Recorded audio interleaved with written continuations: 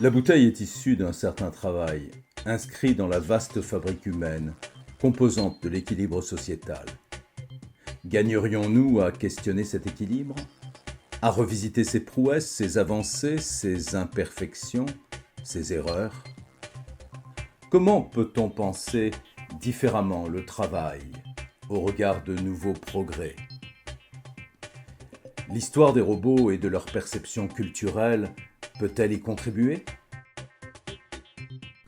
C'était il y a 100 ans, un 25 janvier 1921.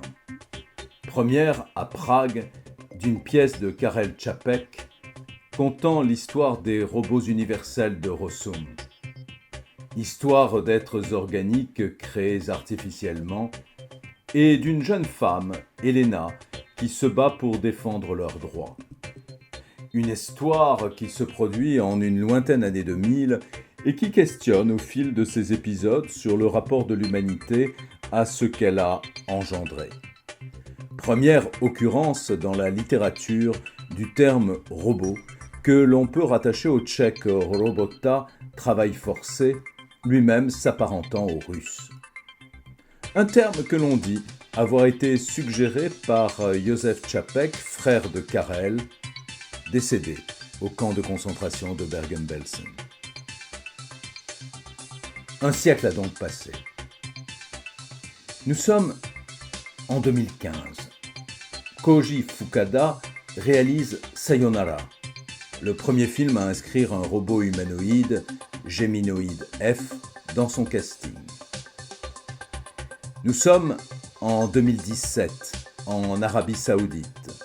Sophia y devient le premier robot humanoïde à recevoir la citoyenneté d'un pays. Et nous voici encore en 2019 à Kyoto, alors qu'un autre androïde nommé Mindar, conçu selon le modèle de Kannon, la déesse bouddhiste de la miséricorde, est présenté au temple Kodaiji, vieux de 400 ans. Par-delà la vallée de l'étrange, où nous conduit l'histoire de la robotisation?